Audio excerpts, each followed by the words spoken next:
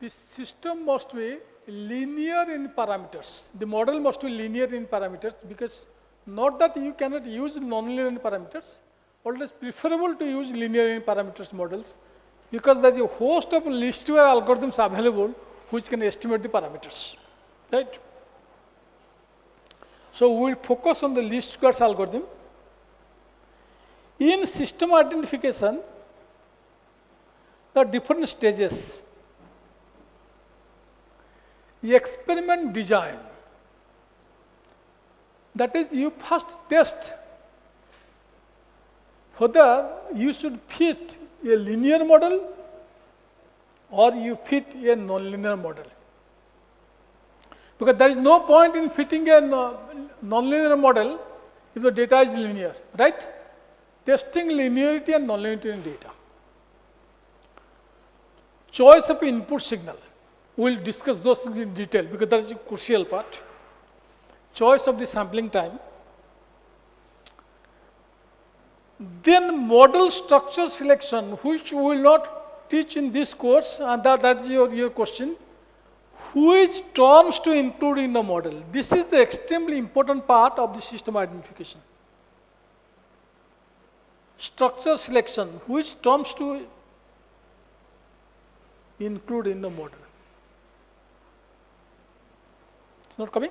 Okay. All right. Which terms to, this is called the structure selection problem. Then parameter estimation. Then model validation. We'll discuss all these things in detail today, right?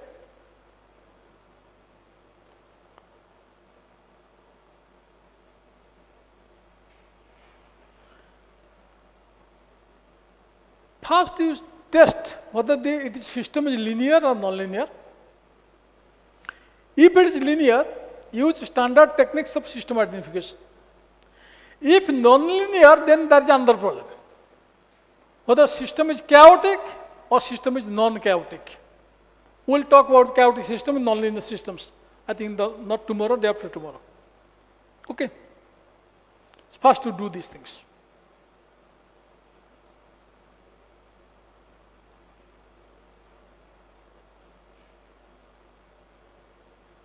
Just read it what I'm writing here. This is the important point. I'll take some time here. Given a set of input-output data, what best the model can do? A model can at best encode all information in the data, right? The question is, can the model be a true representative of the system? Depends on the quality of the data.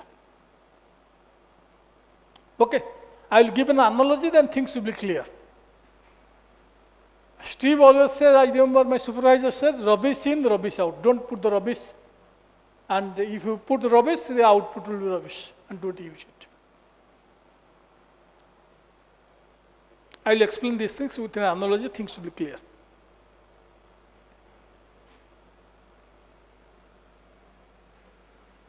This point is very important now. Just see.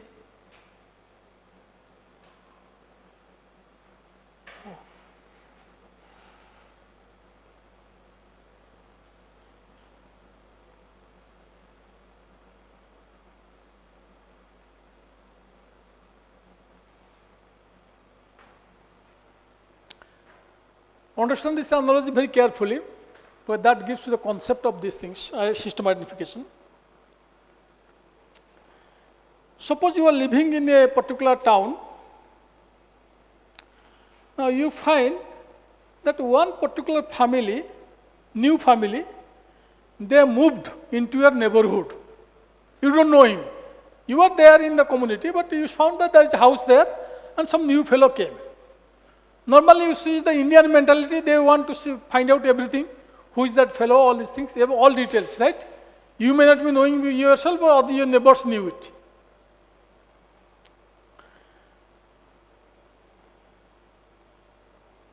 It's a complex issue now. Let us see, let us make the simple thing. I have got several students, let's say. So I will ask one of them, Remember, I am not telling what is my intention. I will tell him, one of my students, see, you see that particular house, there is a particular family who has moved in. Can you just go and collect some information? See the question I am asking. I told my student, PhD students, there is a person coming there, one family moved in. You just go and collect some information. Then my student asked me, why you need this information? I said, no, that is none of your botheration. I said, if I would have told you, that's a different issue.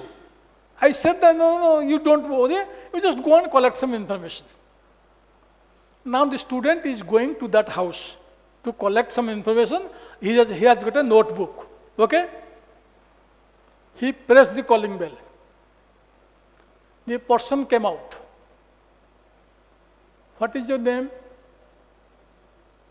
Tell, my name is Mr. X. Are you new to the city? He told, yes, I just came last week. How long you will stay here? No, I got transferred, some other job. Where are you working? Oh, I am working in an IT company. Okay. Do you have any children? Yes, I have got 2 kids, 2 children, and okay, that's fine. Then you came back. Then he came back, and I asked him, who is that family? Now he told that there is a person, he transferred from Bangalore here, and he's working in an IT company, and he has got 2 children. Then I am asking him, do you have any daughter of a marriageable age? Then you say, no, I don't know, I have not asked that question. Understand, very seriously now. If my intention actually is, I have got a son, I am looking for a girl. That I did not tell, intention is not told, the objective of modeling is not known. I did not tell him. I told him, you just go and collect the information. He collected the information and came here. I told, do you have any daughter of marriageable age? He said, no, sir, I did not ask that question. Then again, you go again. Then he went. Then he told, can you just tell me, I came few hours before, do you have a daughter of marriageable age? He told us, yes, I have got a daughter, I am also looking for a boy. Then he again came back. He told, yes, Dr. Swai, they have got a daughter who is of marriageable age. Then I told, how does she looks? No, that I do not know. Go. Again go. So he can ask how. Then he did not go. He told, how can I ask how his daughter looks? It is an offending question, you know. Now it is a serious problem. You understand the problem here? So how to extract the information about the system such that you can identify the actual family? How? You cannot ask all the questions. Because the real person, what he will do, he will go. This is exactly what we will do now. We will press the calling bell. The person will come out. Then he will tell, hey, this place is getting crowded. Why the hell you are coming from outside to Goa? You are bloody idiots. You are coming here doing no. The moment you say him that you are a bloody idiot, that fellow is excited enough. See the term, engineering term I am using. He will be excited enough to reveal all the information. He told, what the hell you are talking? You do not know me. I am this and this. I was a CEO of one company in Bangalore. I got transferred to also CEO of a new company. I have got 2 children. My daughter is the Miss India. I have got this much of bank balance and this much of stock exchange. Did this fellow ask this question?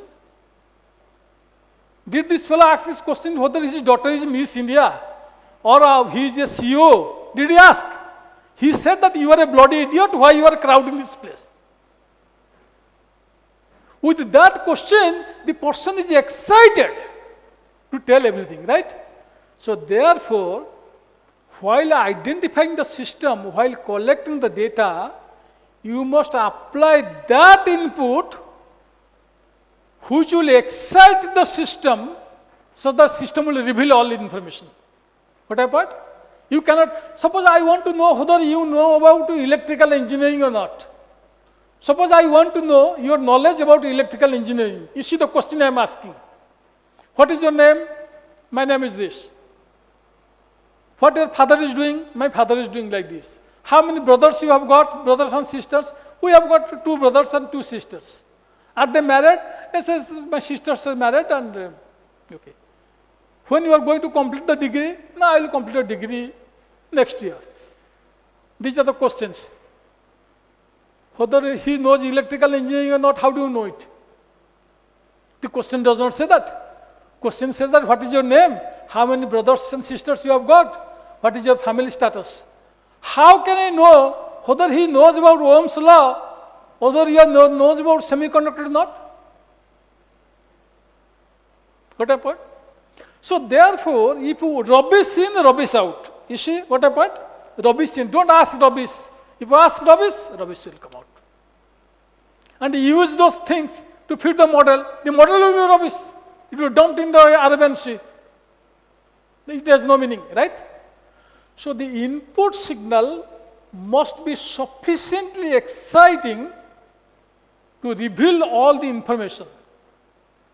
You apply such type of input signal. You don't apply any normal input in the system identification, right?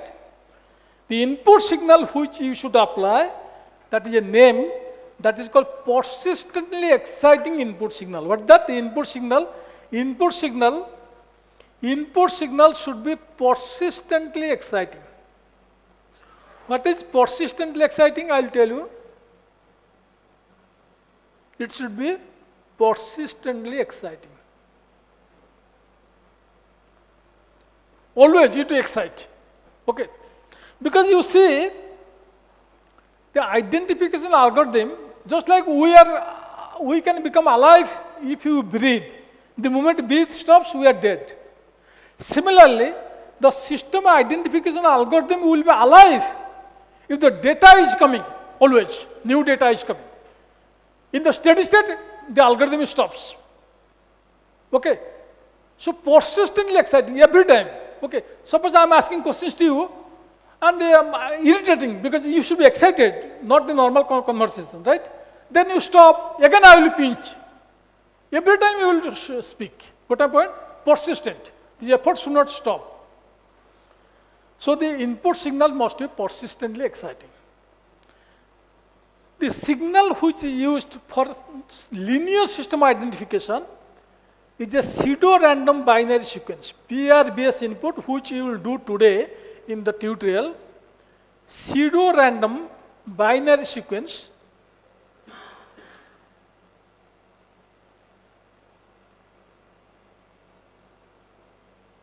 pseudo-random binary sequence, PRBS input.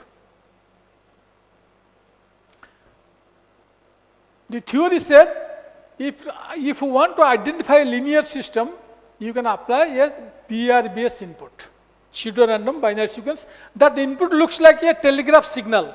It looks like this, you see? Something like that, you see?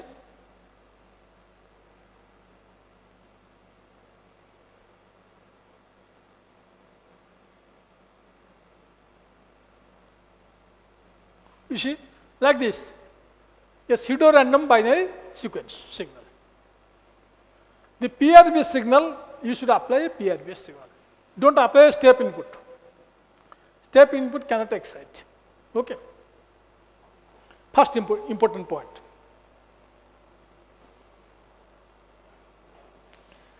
The mathematical definition is given there, doesn't matter, this is the meaning of that. The system input signal.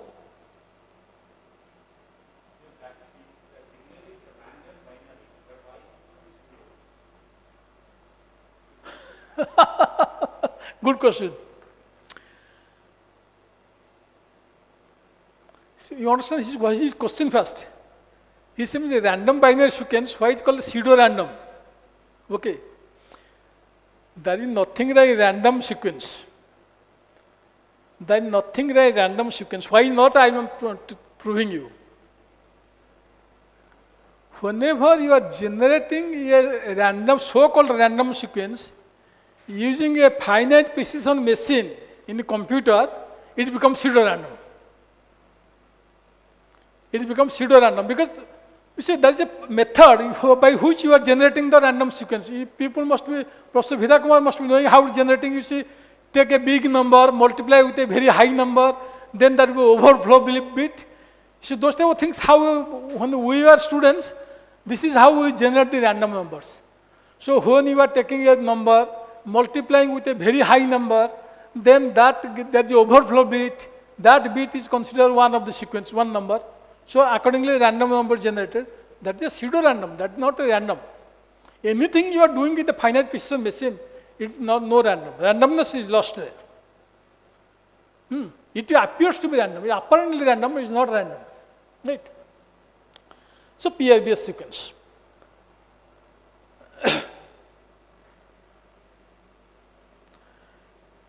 So remember, if the input signal is bad, output will be bad, then this identification will problem. So the signal should be such, input signal should be such, it should excite all the modes of the system. Because as I told you, we have got many characteristic modes. Okay? We are angry, we are calm, we are compassionate, we are kind, we are romantic, we are many things. We have got all these characteristics. So every mode has to be excited. Right? Now the real problems comes, the system becomes nonlinear. Nonlinear systems, I will tell you one thing. Suppose you have got a mistress. Suppose this example I always give it. You have got a mistress.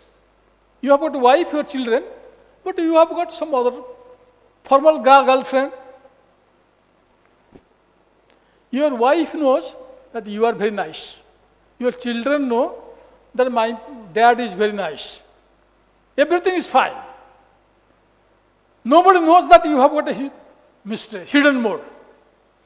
So one day you are going in the Goa beach. What is that beach, Sonny, we went yesterday? Mira or something. Mira, okay. Mira is a very nice name. But Mira beach, okay. Now see here, in that beach, you are going, your wife, your children, you understand this point. You are going and you are enjoying the beach. And suddenly, you found that from the other side, your mistress is coming.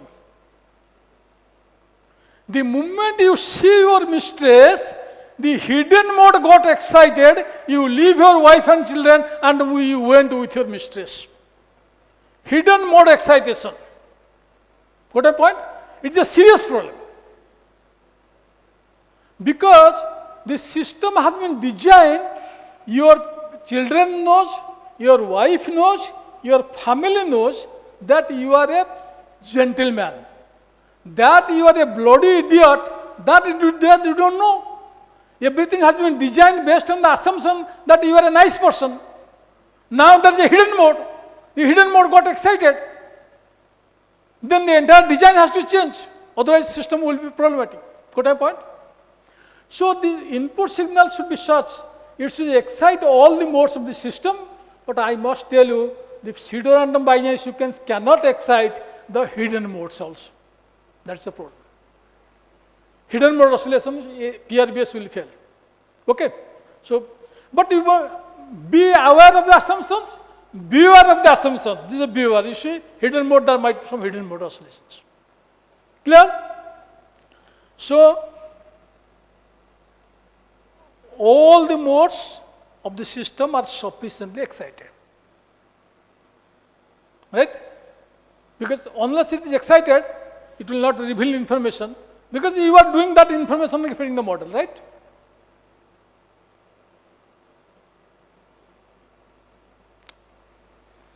Now, another two things I will tell you before I go to mathematics a little bit.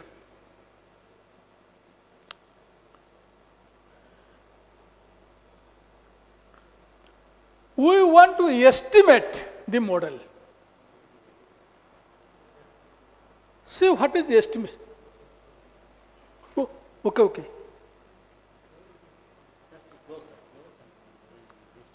I'll close it, okay.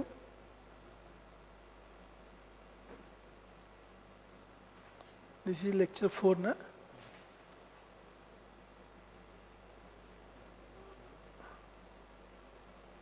Okay. Yeah.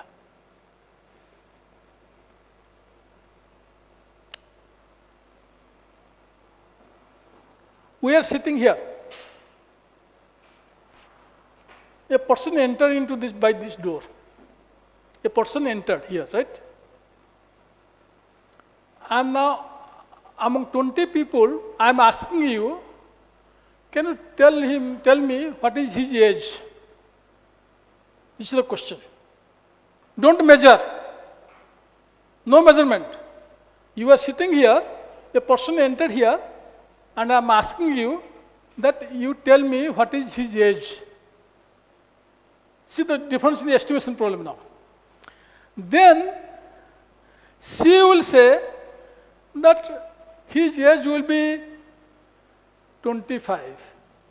You will say his age will be 24. He will say his age will be around 22 or 21, something like that. Right? Now, each one will tell something because you are not measuring anything. You are not asking any questions to him. There's a person entered, I told you that you just tell me what is his age. You guess, right? You estimate. Now, which one is correct?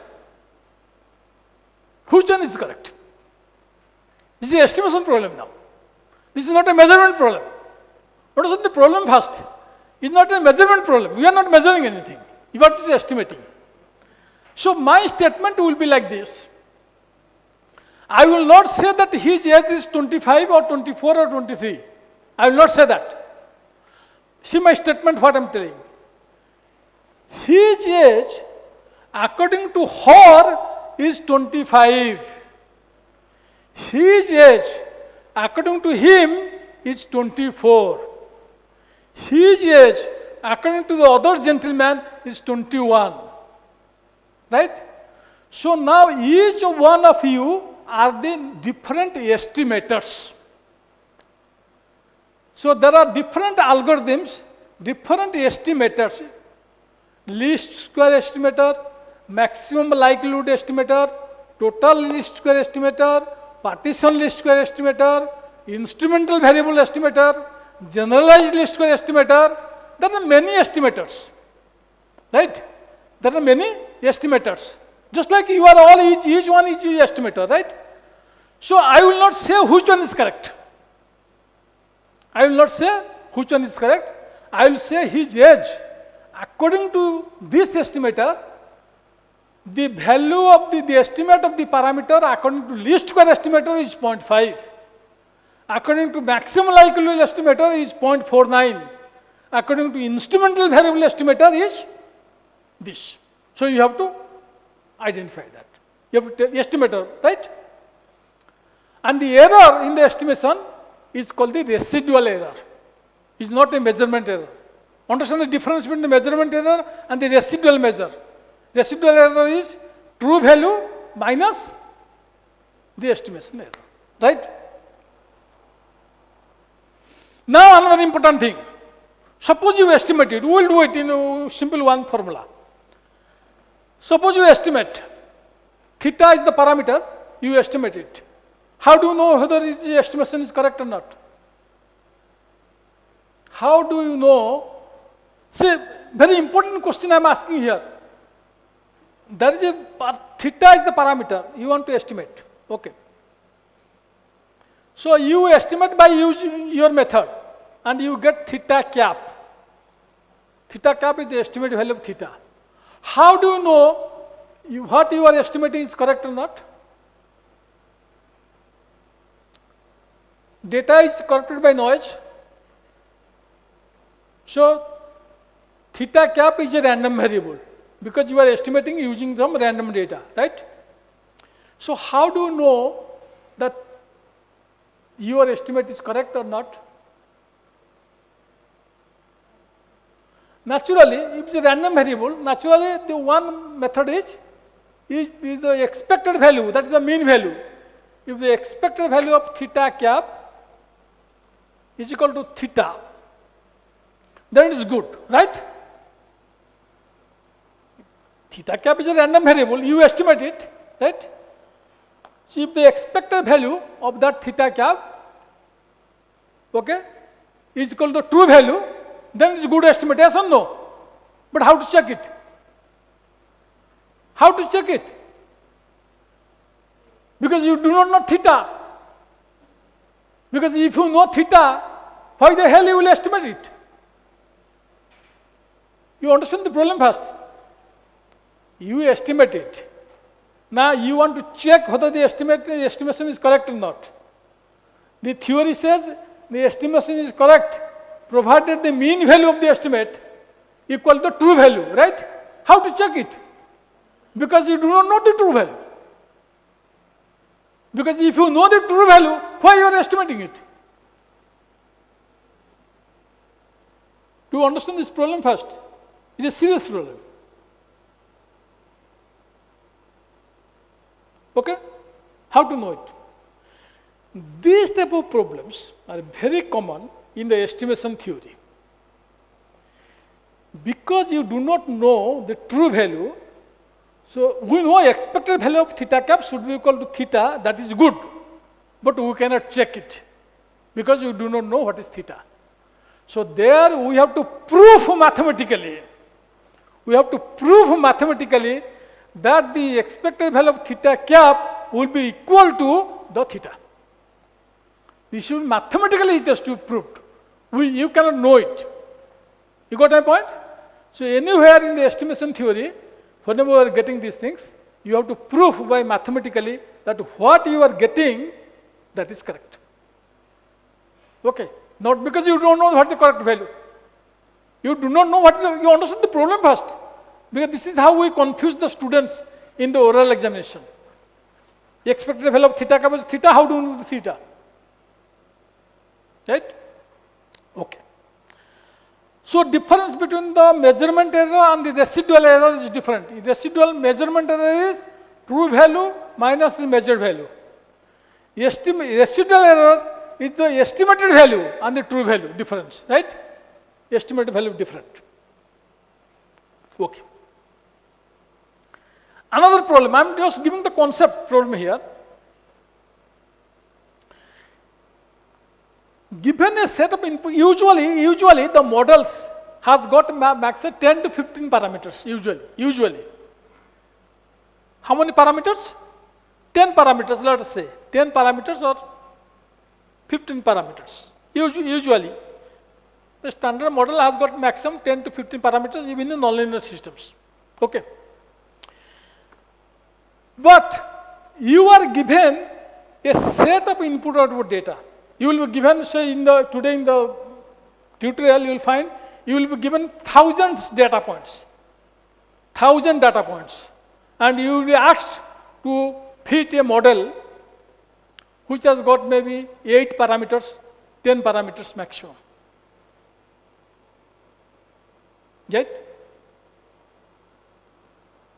Then the issue, problem.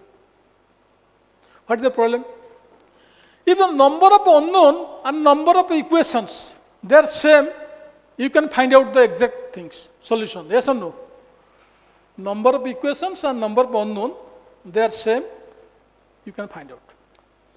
If number of unknown is more than the number of equations, you cannot find out. This is an underdetermined system of set of equations, right?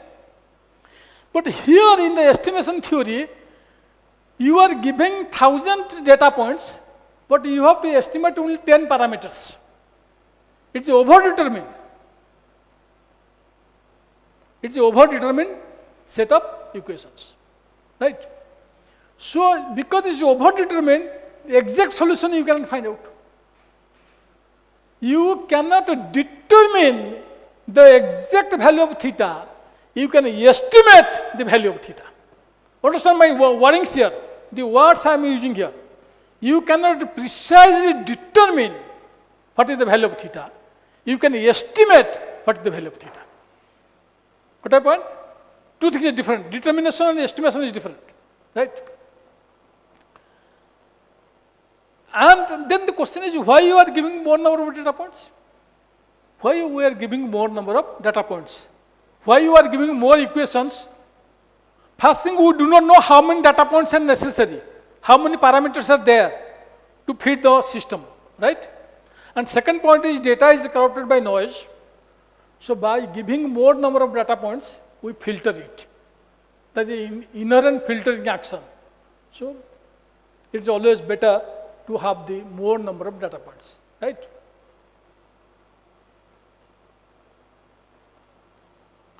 Input signal should be persistently exciting. You are going to estimate it.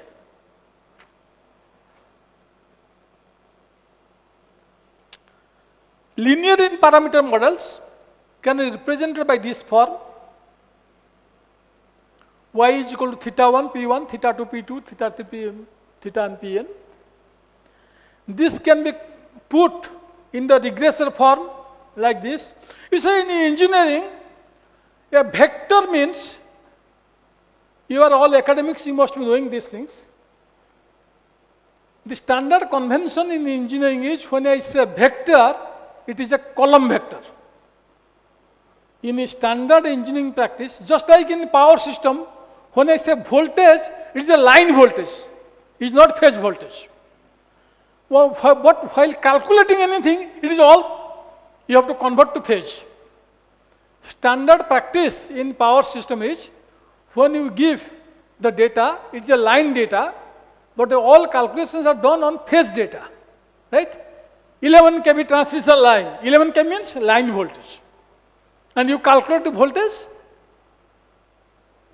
I remember, just to divert a little bit, I was appearing the interview of the Indian Engineering Service.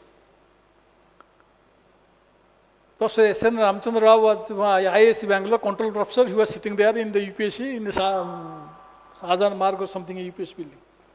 See the question. Question is, it's a very interesting question. How confusing. He told, what is the power flow in the transmission line? Sir, is V1, V2 by XS sine delta. Ah, very good. You remembered it? I said, sir, V1, V2 by XS sine delta. So what is V1 and what is V2? Sir, V1 is the sending end, V2 is the receiving end, and XS is the line reactance. Now, if the voltage is double, the power flow, what will happen to power flow? Actual power flow will be 4 times. It took a pause.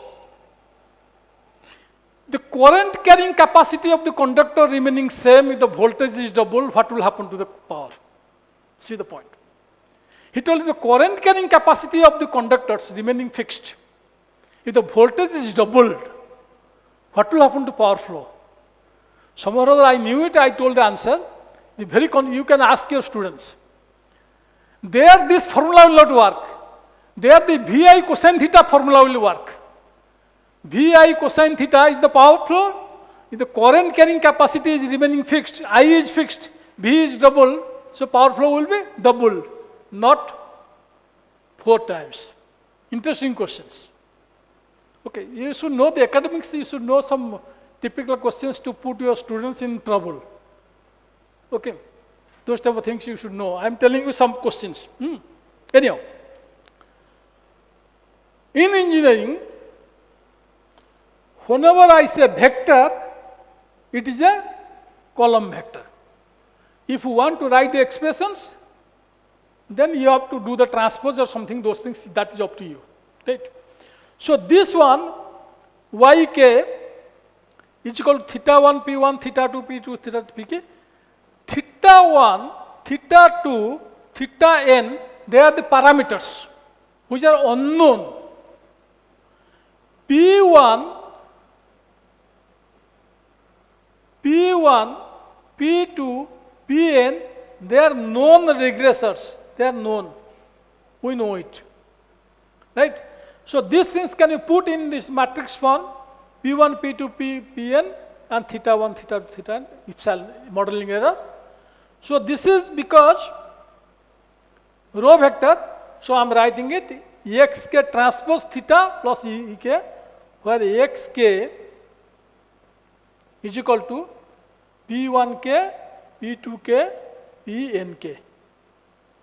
This is the column vector, right? Because it is a row vector, so this is xk is equal to P1k, P2k, Pnk, column vector. So therefore this is a transpose. You understand this point? This one, if I write xk is equal to P1, P2 up to Pn, then this one will be x transpose. Clear? So this is the x transpose theta plus epsilon. Right? This is known, and in identification this is called the observation vector. This is called observation vector.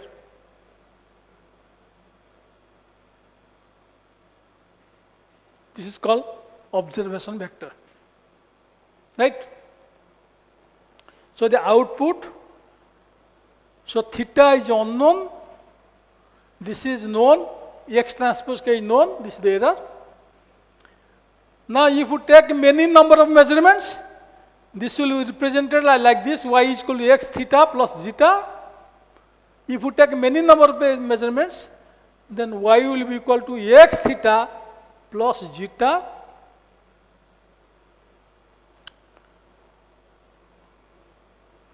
Then this theta cap by least square error estimation is x transpose x whole inverse into x transpose y. This is the least square estimate. the theta is equal to, if you want to minimize these things, I am not giving, all these solutions are given here. You see, everything is there. So finally theta cap, the estimation is x transpose x inverse x transpose y. Right?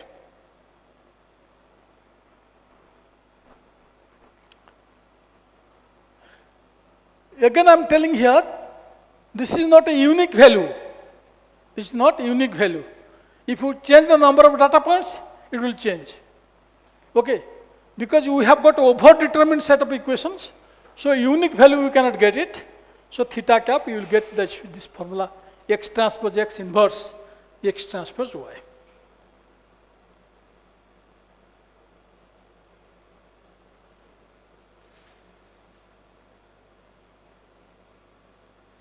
As I told you yesterday, any inverse operation has to be avoided. Inverse operation, division operations. So if you apply the step input, you will find this x transpose x inverse will be 0, infinity. So that becomes a problem. So step input you don't use in the system identification.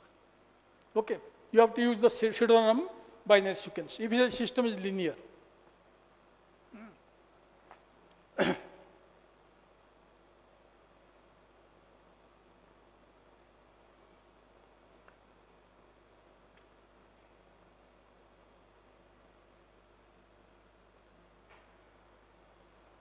While driving in the road, you prefer a smooth road or rough road?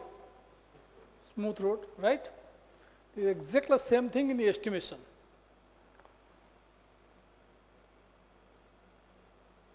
Let us discuss few things here under 5 minutes, then we will give a break, then I will have a cup of tea. Suppose this is the estimation. This is the true value. Let us assume true value. This is the theta true.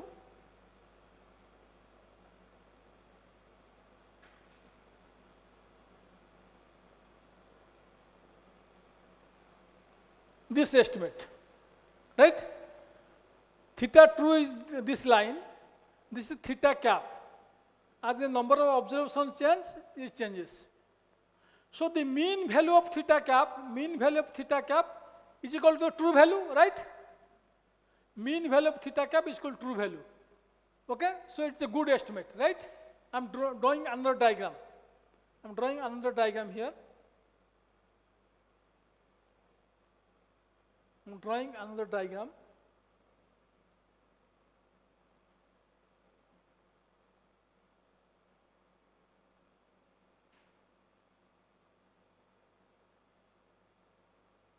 This is theta true.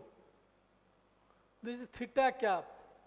The mean value also equal to theta true, right? Yes or no? See the diagram? The mean value is also equal to the theta true. Which one you will prefer? First one or second one? Naturally, first one. Because the variations around the mean value is less. So you will say the variance is less. Variance is less.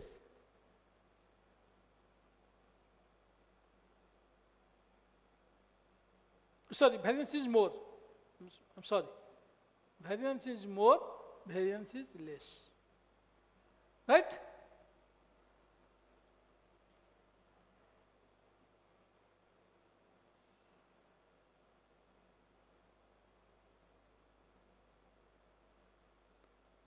Variance is more here.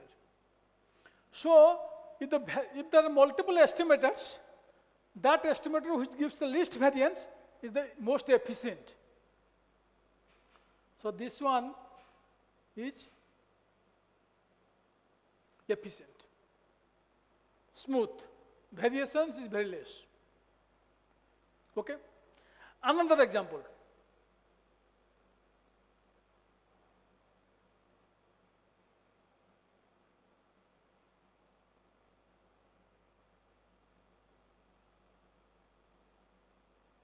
See, this is the true value.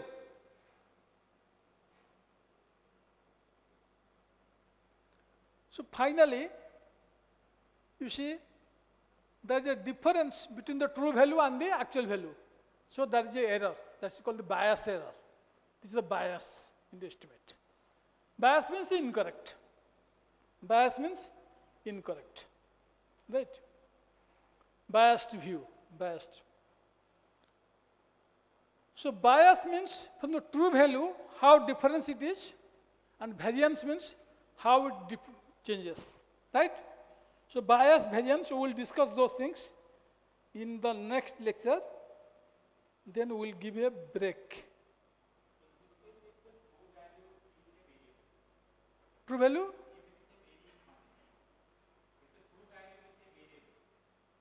No, true value is not a variable here. I understand that. True value is a constant because our expression y is equal to theta 1 into P1k.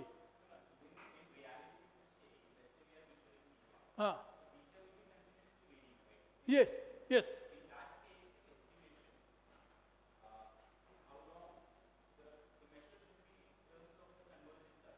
Yeah, yes, yes. No.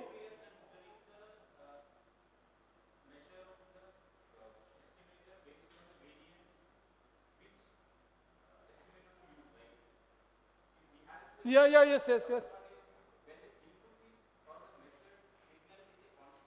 Mm-hmm.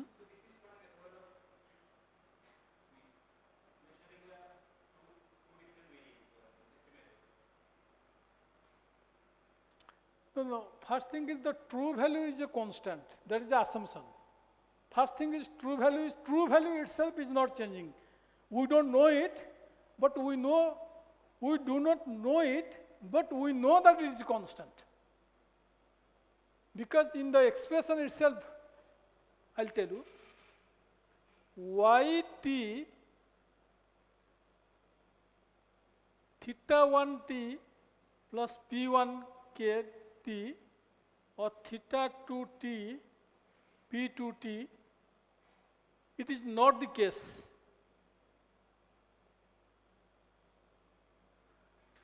It is not theta 1t. Theta 1t means theta 1 also is varying.